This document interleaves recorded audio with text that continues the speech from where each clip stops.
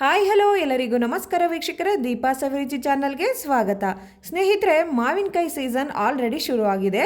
ಎಲ್ಲ ಕಡೆ ಮಾವಿನಕಾಯಿ ಕೂಡ ಸಿಗ್ತಾ ಇದೆ. ಈಗಿರೋ ವೆದರ್ನಲ್ಲಿ ಒಂದು ಒಳ್ಳೆ ಹುಳಿ ಮಾವಿನಕಾಯಿ ಇಟ್ಕೊಂಡು ಖಾರವಾಗಿ ಹುಳಿಯಾಗಿ ಮಾವಿನಕಾಯಿ ಚಿತ್ರಾನ್ನ ಮಾಡಿದ್ರೆ ಹೇಗಿರುತ್ತೆ ಅಲ್ವಾ? ಹಾಗಾದ್ರೆ ಬನ್ನಿ, ತಡ ಮಾಡದೆ ಮಾಡೋ ವಿಧಾನ ನೋಡ್ಕೊಳ್ಳೋಣ. ಸ್ನೇಹಿತರೆ, ಹೊಸದಾಗಿ ನೀವು ನನ್ನ ಚಾನಲ್ನ ನೋಡ್ತಾ ಇದ್ರೆ ದಯವಿಟ್ಟು ಸಬ್ಸ್ಕ್ರೈಬ್ ಮಾಡ್ಕೊಳ್ಳಿ. ಹಾಗೆ ಪಕ್ಕದಲ್ಲಿ ಕಾಣುವ ಬೆಲ್ ಐಕನ್ನ ಕ್ಲಿಕ್ ಮಾಡಿ. ಮೊದಲೇದಾಗಿ ಒಂದು ಮಿಕ್ಸಿ ಜಾರ್ಗೆ ಅರ್ಧ ಕಪ್ನಷ್ಟು ತೆಂಗಿನಕಾಯಿ, 1 ಟೀ ಸ್ಪೂನಷ್ಟು ಧನಿಯಾ, 2 ಟೀ ಸ್ಪೂನ್ ಜೀರಿಗೆ, 1.5 ಟೀ ಸ್ಪೂನಷ್ಟು ಸಾಸಿವೆ, ಅರ್ಧ ಇಂಚು ಶುಂಠಿ ಇದಿಷ್ಟನ್ನು ಹಾಕಿ ಸ್ವಲ್ಪ ನೀರನ್ನ ಸೇರಿಸ್ಕೊಂಡು ನುಣ್ಣಗೆ ರುಬ್ಕೊಳ್ಳಿ. ಜಾಸ್ತಿ ನೀರು ಹಾಕೋಕ್ಕೆ ಹೋಗಬೇಡಿ. ಈ ಪೇಸ್ಟು ನಮಗೆ ಆದಷ್ಟು ಗಟ್ಟಿಯಾಗೇ ಇರಬೇಕು. ತುಂಬ ನೀರು ಹಾಕಿದ್ರೆ ಗೊಜ್ಜು ತುಂಬ ತೆಳ್ಳಗಾಗ್ಬಿಡುತ್ತೆ. ನಂತರ ಒಂದು ಪ್ಯಾನ್ಗೆ 4 ಟೇಬಲ್ ಸ್ಪೂನಷ್ಟು ಎಣ್ಣೆ ಹಾಕ್ಕೊಳ್ತಾ ಇದ್ದೀನಿ. ನಾನಿಲ್ಲಿ ಒಂದು 3 ಜನಕ್ಕಾಗೋಷ್ಟು ಮಾವಿನಕಾಯಿ ಚಿತ್ರಾನ್ನ ಮಾಡ್ಕೊಳ್ತಾ ಇದ್ದೀನಿ. ಈಗ ಇದಕ್ಕೆ 2 ಟೇಬಲ್ ಸ್ಪೂನಷ್ಟು ಕಡಲೆಕಾಯಿ ಬೀಜ ಹಾಕಿ ಫ್ರೈ ಮಾಡ್ಕೊತಾ ಇದ್ದೀನಿ. ಕಡಲೆಕಾಯಿ ಬೀಜ ಫ್ರೈ ಆದ ನಂತರ ಇದನ್ನು ಒಂದು ಬಟ್ಲಿಗೆ ಹಾಕಿ ಸೈಡ್ಗೆ ಎತ್ತಿಟ್ಕೊಳ್ಳೋಣ. ಇದಾದ ನಂತರ ಇದೇ ಎಣ್ಣೆಗೆ 1 ಟೀ ಸ್ಪೂನಷ್ಟು ಸಾಸಿವೆ ಹಾಕ್ತಾ ಇದ್ದೀನಿ. ಸಾಸಿವೆ ಸಿಡಿದ ಮೇಲೆ 1 ಟೇಬಲ್ ಸ್ಪೂನಷ್ಟು ಕಡಲೆಬೇಳೆ, 1 ಟೇಬಲ್ ಸ್ಪೂನಷ್ಟು ಉದ್ದಿನಬೇಳೆನ ಹಾಕಿ ಫ್ರೈ ಮಾಡ್ಕೊಳ್ಳೋಣ. ನೀವು ಇದಕ್ಕೆ ಗೋಡಂಬಿ ಕೂಡ ಹಾಕಿ ಫ್ರೈ ಮಾಡ್ಕೋಬೋದು. ನಾನಿಲ್ಲಿ ಗೋಡಂಬಿನ ಬಳಸಿಲ್ಲ. ಈಗ ಇದಕ್ಕೆ ಅರ್ಧ ಟೀ ಸ್ಪೂನಷ್ಟು ಜೀರಿಗೆ, ಸ್ವಲ್ಪ ಕರಿಬೇವನ್ನ ಹಾಕಿ ಫ್ರೈ ಮಾಡ್ಕೊಳ್ಳೋಣ.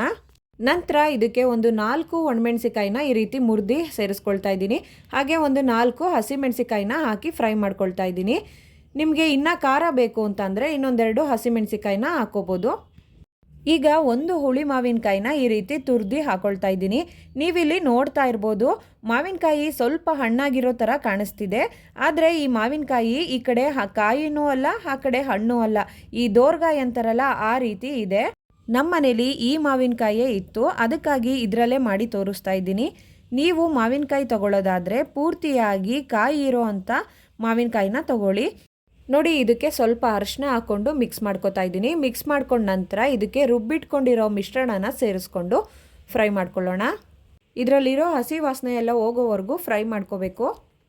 ಈ ಚಿತ್ರಾನ್ನಕ್ಕೆ ನೀವು ಈರುಳ್ಳಿ, ಬಟಾಣಿ, ಕ್ಯಾಪ್ಸಿಕಮ್ ಕೂಡ ಹಾಕಿ ಮಾಡ್ಕೋಬೋದು. ಇದನ್ನು ನೀವು ಲೋ ಟು ಮೀಡಿಯಮ್ ಫ್ಲೇಮಲ್ಲೇ ಇಟ್ಕೊಂಡು ಫ್ರೈ ಮಾಡ್ಕೊಳ್ಳಿ. ಇದನ್ನು ಕೈ ಬಿಡದೆ ಇದ್ದಂಗೆ ತಿರುಗಿಸ್ತಾ ಇರಿ, ಯಾಕಂದರೆ ತಳ ಹಿಡಿಯುತ್ತೆ. ನೋಡಿ, ಸೈಡಲ್ಲೆಲ್ಲ ಎಣ್ಣೆ ಬಿಡ್ತಾ ಇದೆ. ಈಗ ಗೊಜ್ಜು ಕೂಡ ರೆಡಿಯಾಗಿದೆ. ಈ ಹಂತದಲ್ಲಿ ನಾವು ರುಚಿಗೆ ತಕ್ಕಷ್ಟು ಉಪ್ಪನ್ನ ಸೇರಿಸ್ಕೋಬೇಕು. ಉಪ್ಪು ಹಾಕಿದ ನಂತರ ಒಂದ್ಸಲಿ ಚೆನ್ನಾಗಿ ಮಿಕ್ಸ್ ಮಾಡ್ಕೊಳ್ಳಿ. ಇದನ್ನೆಲ್ಲ ಚೆನ್ನಾಗಿ ಮಿಕ್ಸ್ ಮಾಡ್ಕೊಂಡ ನಂತರ ಸ್ಟವ್ ಆಫ್ ಮಾಡ್ಕೊಳ್ಳಿ. ನೋಡಿ, ನಾನಿಲ್ಲಿ ಚಿತ್ರಾನ್ನಕ್ಕೆ ಅಂತ ಅನ್ನನ ಉದ್ದುದ್ರಾಗಿ ಮಾಡಿಟ್ಕೊಂಡಿದ್ದೀನಿ. ನಾವು ಎಷ್ಟೇ ಚೆನ್ನಾಗಿ ಗೊಜ್ಜನ್ನ ಮಾಡಿಟ್ಕೊಂಡ್ರು ಅನ್ನ ಉದ್ದುದ್ರಾಗಿಲ್ಲ ಅಂತಂದರೆ ಚಿತ್ರಾನ್ನ ಅಷ್ಟು ರುಚಿ ಇರೋದಿಲ್ಲ. ನೋಡಿ, ಈಗ ಗೊಜ್ಜಿಗೆ ಅನ್ನನ ಸೇರಿಸ್ಕೊಳ್ತಾ ಇದ್ದೀನಿ. ನಾನು ಒಂದು ಬಟ್ಲಿಗೆ ಸ್ವಲ್ಪ ಗೊಜ್ಜನ್ನ ಎತ್ತಿಟ್ಕೊಂಡಿದ್ದೀನಿ. ಈ ಗೊಜ್ಜನ್ನ ಫ್ರಿಜ್ನಲ್ಲಿ ಸ್ಟೋರ್ ಮಾಡಿ ಇಟ್ಕೊಂಡ್ರೆ ಒಂದು 2-3 ದಿನ ಇಟ್ಕೋಬೋದು.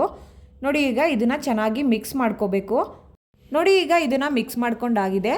ಆಗಲೇ ಫ್ರೈ ಮಾಡಿ ಇಟ್ಕೊಂಡಿರೋ ಕಡಲೆಕಾಯಿ ಬೀಜನ ಹಾಕೋತಾ ಇದ್ದೀನಿ. ಹಾಗೆ ಸ್ವಲ್ಪ ಕೊತ್ತಂಬರಿ ಸೊಪ್ಪನ್ನ ಚಿಕ್ಕದಾಗಿ ಕಟ್ ಮಾಡಿ ಸೇರಿಸ್ಕೊಂಡು ಮತ್ತೆ ಮಿಕ್ಸ್ ಮಾಡ್ಕೋತಾ ಇದ್ದೀನಿ.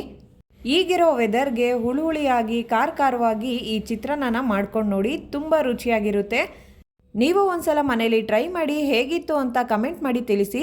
ರೆಸಿಪಿ ಇಷ್ಟ ಆದರೆ ವಿಡಿಯೋಗೊಂದು ಲೈಕ್ ಮಾಡಿ, ಶೇರ್ ಮಾಡಿ, ಸಬ್ಸ್ಕ್ರೈಬ್ ಮಾಡೋದನ್ನು ಮರಿಬೇಡಿ. Thank you.